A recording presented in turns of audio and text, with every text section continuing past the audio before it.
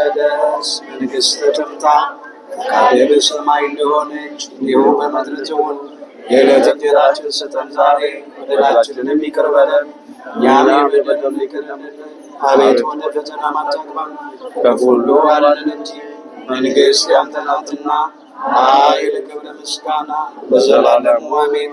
እመቤታችን ቅድስት ድንግል ማርያም ሆይ በመልአኩ በቅዱስ ገብርኤል ሰላምታ ሰላም እንልሻለን።